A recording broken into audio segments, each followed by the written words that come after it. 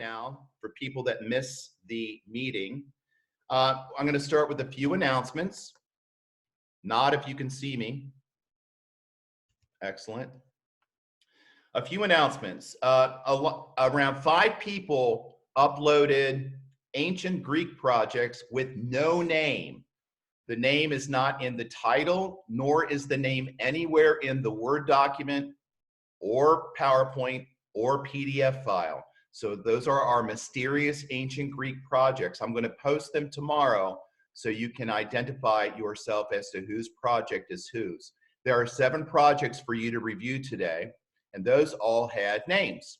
So that's why their name is in front of the name of their project in that file. So make sure you get that done. The other big announcement is Mrs. Steele, the assistant principal of Ridgecrest, let me know that we have not taken our iStation test for April. So after we get done with this, go to Clever, go to iStation and take your ISIP test so we can get that done and submitted. So we're on chapter 3. We're going to start right away. So I'm going to click on the screen share. Mr. Bugby, today I was trying to see if I could get onto ISIP because I saw that you posted a link to, you said that we could go into ISIP and do a test, but I tried to and it didn't work. You have to go through Clever and then go to iStation. Okay. If that still doesn't work, message me in Teams because we got to get started now because we have a limited time on Zoom. They don't let you go on and on. I discovered that this morning with my homeroom. Okay. Okay, because they gave me a warning and then I had to wrap it up. Here we go. All right, let's get James and the Giant Peach loaded up. There it is. This chapter is great. It was at this point that the first thing of all, oh, wait a second, we got waiting room. 10:15 is when we start. Hold on a second. I'd like to remind everybody, you have to be here at 10:15. That is when we start. It's just like class. Online school is school. It is school. So you have to be here on time, okay? Because we're going to get started. So who is Mrs. DC? Who is Mrs. DC? Me, I forgot to put my name in. Okay. All right, we need your, oh, I can see you there, Wyatt. You're fine. Thank you. Let's get started. It was at this point that the first thing of all, the rather peculiar thing that led to so many other much more peculiar things, happened to him. For suddenly, just behind him, James heard a rustling of leaves, and he turned around and saw an old man in a crazy dark green suit emerging from the bushes. He was a very small old man. He had a huge bald head and a face that was covered all over with bristly black whiskers. He stopped when he was about 3 yards away, and he stood there leaning on his stick and staring hard at James. When he spoke, his voice was very slow and creaky. "Come closer to me, little boy," he said, beckoning to James with a finger. Come right up close to me and I will show you something wonderful." James was too frightened to move. The old man hobbled a step or two nearer, and then he put a hand into the pocket of his jacket and took out a small white paper bag. "You see this?" he whispered, waving the bag gently to and fro in front of James' face. "You know what this is, my dear? You know what's inside this little bag?" When he came nearer still, leaning forward and pushing his face so close to James that James could feel breath blowing on his cheeks, the breath smelled musty and stale and slightly mildewed, like air in an old cellar. "Take a look, my dear," he said, opening the bag and tilting it towards James. Inside it, James could see a mass of tiny green things that looked like little stones or crystals, each one about the size of a grain of rice. They were extraordinarily beautiful, and there was a strange brightness about them, a sort of luminous quality that made them glow and sparkle in the most wonderful way. "Listen to them," the old man whispered. "Listen to them move." James stared into the bag, and sure enough, there was a faint rustling sound coming up from inside it. And then he noticed that all the thousands of little green things were slowly, very, very slowly, stirring about and moving over each other as though they were alive. There's more power and magic in those things in there than in all the rest of the world put together, the old man said softly. But what are they? James murmured, finding his voice at last. Where did they come from? Aha, the old man whispered. You'd never guess that. He was crouching a little now and pushing his face still closer and closer to James until the tip of his long nose was actually touching the skin on James' forehead. Then suddenly he jumped back and, waving his stick madly in the air, he began. Crocodile tongues, 1,000 long, slimy crocodile tongues boiled up in the skull of a dead witch for 20 days and nights with the eyeballs of a lizard. Add the fingers of a young monkey, the gizzard of a pig, the beak of a green parrot, the juice of a porcupine, and 3 spoonfuls of sugar, stew for another week, and then let the moon do the rest. All at once, he pushed the white paper bag into James' hand and said, Here, you take it. It's yours. Chapter 4. James Henry Trotter stood there clutching the bag and staring at the old man. And now, all you've got to do is this. Take a large jug of water and pour all the little green things into it. Then very slowly, one by one, add 10 hairs from your own head. That sets them off. It gets them going. In a couple of minutes, the water will begin to froth and bubble, and furiously, as soon as that happens, you must quickly drink it all down, the whole jugful in one gulp.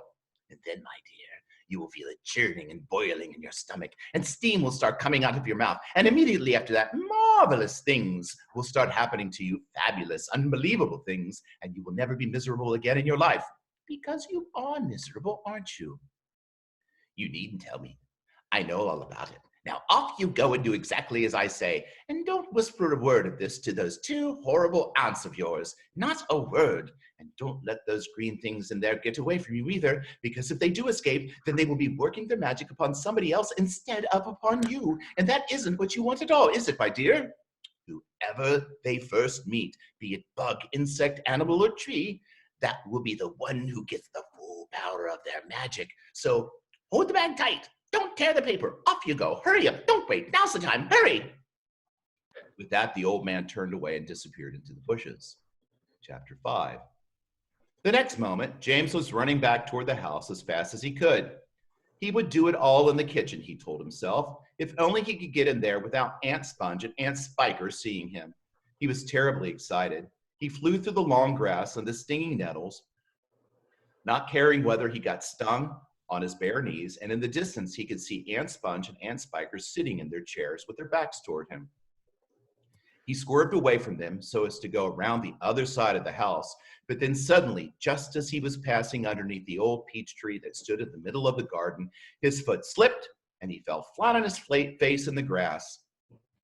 The paper bag burst open as it hit the ground, and the thousands of tiny green things were scattered in all directions. Oh dear. James immediately picked himself up onto his hands and knees and started searching around for his precious treasures. But what was this? They were all sinking into the ground. He could actually see them wriggling and twisting as they burrowed their way downward into the hard earth, and all at once he reached out a hand to pick some of them up before it was too late, but they disappeared right under his fingers. He went after some others, and the same thing happened. He began scrambling around frantically in an effort to catch hold of those that were left, but they were too quick for him. Each time the tips of his fingers were just about to touch them, they vanished into the earth, and soon, in the space of only a few seconds, every single one of them had gone. James felt like crying. He would never get them back now. They were lost, lost, lost forever. But where had they gone to? And why in the world had they been so eager to push down into the earth like that? What were they after? There was nothing down there, nothing except the roots of the old peach tree and a whole lot of earthworms and centipedes and insects living in the soil. But what was it that the old man had said? Whoever they meet first, be it bug, insect, animal, or tree, that will be the one who gets the full power of their magic. Good heavens, thought James, what is going to happen in that case if they do meet an earthworm or a centipede or a spider? And what if they do go into the roots of the peach tree? Get up at once, you lazy little beast! A voice was suddenly shouting in James' ear.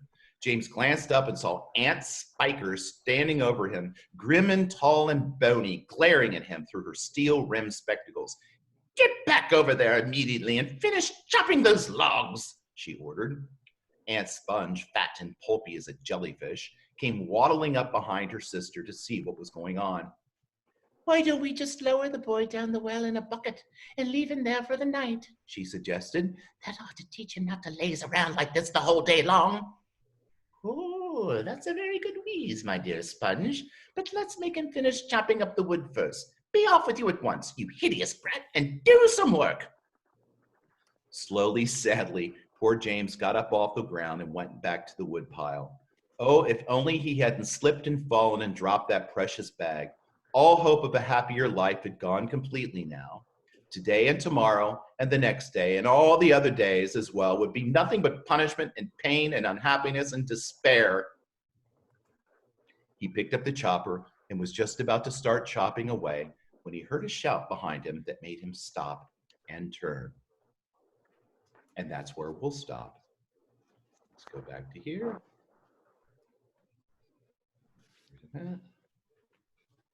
And click over here, stop the share, and here I am back again. That is some exciting stuff. We're going to look at the daily assignment today. By the way, I'm recording this, so if you missed it and you want to see it again, if you missed part of it, it will be up on Teams soon. So let's look at our agenda for today. I will be meeting with some of you again in your private channel rooms. It's back up working. Today, for James and the Giant Peach, remember he told him to drink it. This is a imaginative prompt for you. Imagine what would have happened to James if he had drunk it all down as the old man had instructed, instead of the seeds sprouting all over the ground. Write one full paragraph. In other words, if James had gotten into the kitchen and drank it all down, what do you think would have happened to him? It's a wild thing to consider.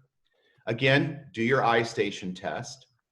And then you have a whole set of things in here. You got your Everglades, the rest of your spelling and vocabulary. Again, the test is tomorrow, so be ready for it. You got a prompt for your fiction book today about how authors make their characters so believable. I've read books before where the characters are so real, it's like they exist with me right now. It's like I'm living with them as I'm reading the book. Now, we're going to do a little creative writing poetry lesson today. So I'm going to pull that up. I'm going to stop this share, and then I'll ask if there are any questions. I'm going to stop this share right now, and I'm going to start another share.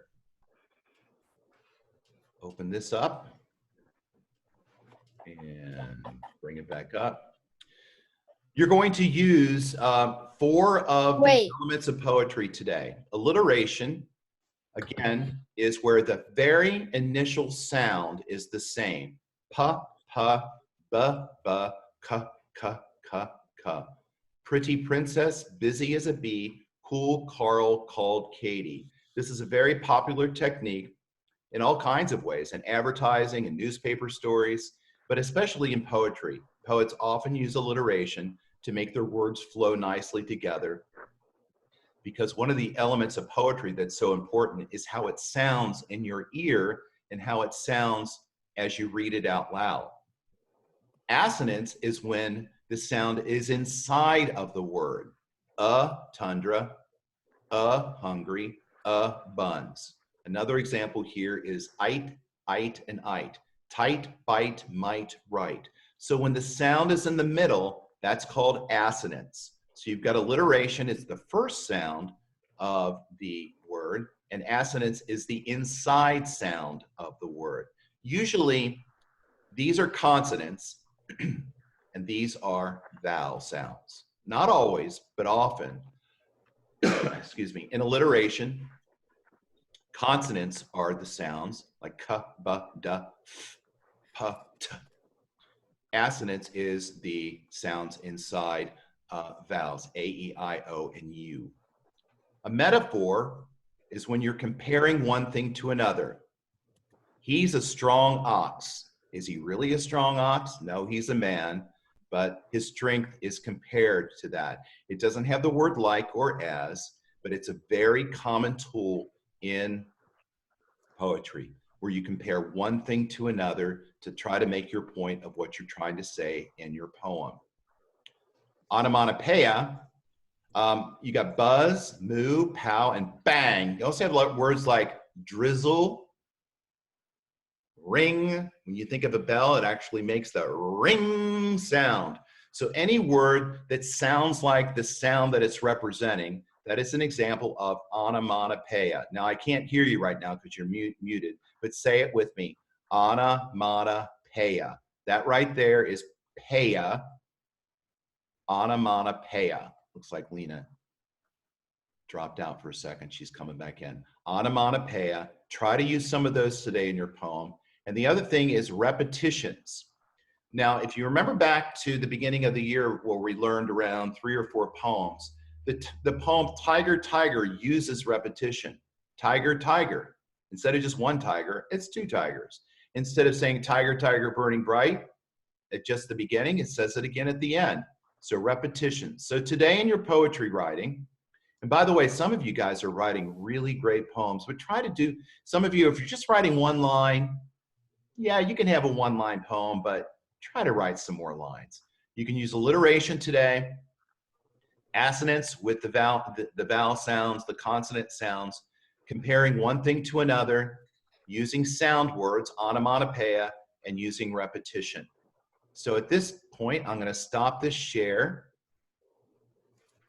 come back to you, and if you have a question, please unmute your mic and ask it. Then I'll let you talk for a few more minutes with each other.